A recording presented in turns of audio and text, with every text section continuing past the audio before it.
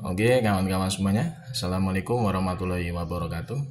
Seperti biasa ya, gue balik lagi di channel YouTube ini. Oke, untuk kesempatan kali ini gue ingin sedikit membahas lagi ya terkait dengan dugaan ijazah aspal dari Mukidi yang semakin lama memang semakin membuat kita tuh ya gimana ya, muak juga gitu ya, ngebahas ijazah aspalnya Mukidi ini yang memang tidak ada namanya keseriusan gitu ya untuk diselesaikan oleh aparat penegak hukum. Padahal sebenarnya pembuktiannya sangat mudah. Cuman ini memang yang menjadi permasalahan, jadi lama kasus ini nggak kelar-kelar. Memang ada namanya tendensi dari pihak aparat penegak hukum sendiri untuk melindungi Mukidi terus terkait dengan kasus ijazah aspalnya dia. Ini ada berita terbaru nih ya, yang semakin menunjukkan bahwa Mukidi itu adalah salah satu model manusia yang tidak punya urat malu ya. Jadi Mukidi ini kan kemarin kan sempet ya diketahui kan warawiri ya ke markasnya PSI, diundang sebagai tamu VVIP untuk memberikan sambutan atau pidato ya dalam acara peluncuran logo partai PSI yang terbaru di Solo. Tapi anehnya ketika Mukidi ini dipanggil ya oleh pihak Polda Metro untuk memberikan keterangan karena laporan dia di Polda Metro itu kan sudah naik ke tahap penyidikan. Otomatis kan dari pihak pelapornya sendiri Mukidi ini harus memberikan keterangan dalam bentuk BAP di Polda Metro. Tapi ternyata Mukidi ini memberikan alasan yang gak masuk akal. Dia katanya kondisinya tidak bisa keluar kota karena sakitnya dia, kurapnya dia itu belum sembuh berdasarkan rekomendasi dari dokternya dia. Ya jadi pertanyaan sekarang, kalau misalkan Mukidi itu memang sakitnya belum sembuh, tidak bisa kemana-mana gitu ya, termasuk menghadiri panggilan dari Polda Metro di Jakarta, kenapa Mukidi itu kemarin bisa nongol di acara partai PSI gitu loh. Kalau misalkan orang ini memang istilahnya tidak mengada-ada alasannya, harusnya dia kan kemarin kan tidak nongol di markasnya PSI gitu loh. Harusnya dia tetap di rumah kalau memang dia benar-benar sakitnya belum sembuh. Dan logikanya kan nggak masuk akal. Kok dia diundang di acara PSI bisa datang, tapi giliran diundang dipanggil sama pihak Polda Metro untuk memberikan keterangan di BAP, kok dia malah alasannya masih sakit? Itu kan nggak masuk akal logikanya gitu ya. Ini orang ini sebenarnya ya ini udah ibaratnya bisa diketahui lah ya strateginya kayak apa Mukidi ini.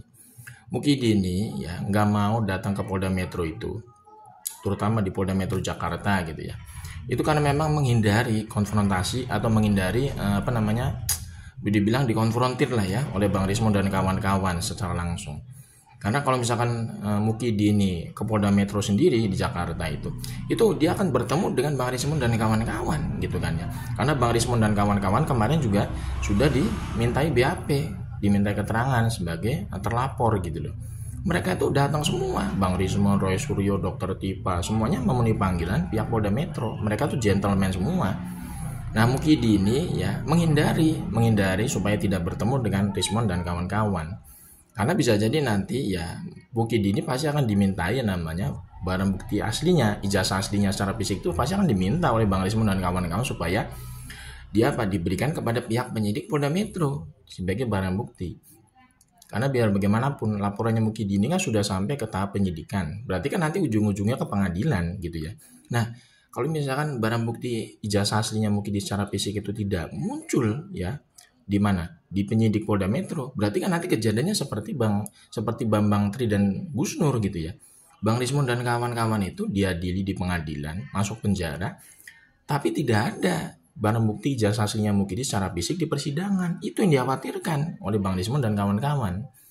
Karena ini kan sebenarnya sudah ibaratnya kayak begini tuh jadi strategi yang umum yang biasa dilakukan oleh Mukidi.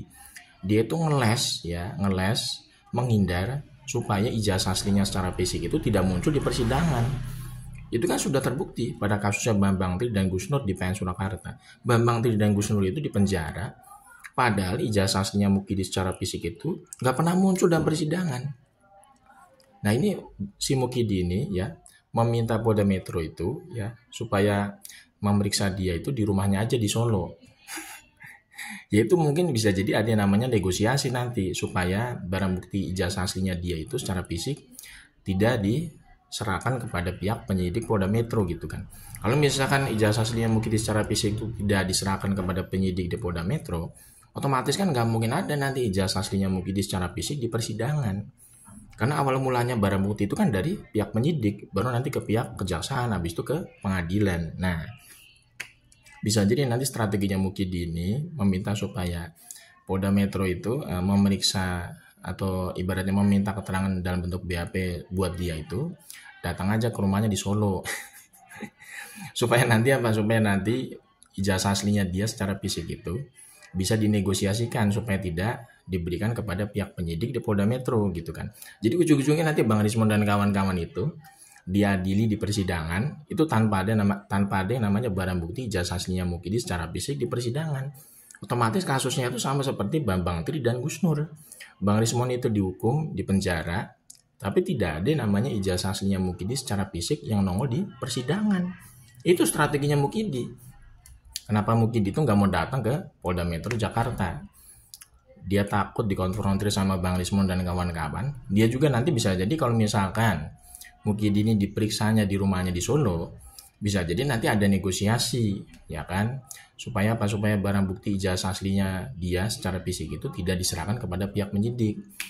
Jangan sampai kalau misalkan ijazah aslinya Mukidi secara fisik itu muncul di persidangan, bisa ketahuan nanti aspalnya kayak apa keaspalannya dia tuh kayak apa ijazahnya. Karena Bang Rismon itu nanti bisa menganalisa dan kawan-kawan gitu kan. Ya pasti ada yang namanya deal-deal ya. Kalau misalkan Mukidi ini diperiksanya di rumahnya di Solo. Supaya apa? Supaya ijazah aslinya dia secara fisik itu tidak muncul dalam persidangan gitu loh.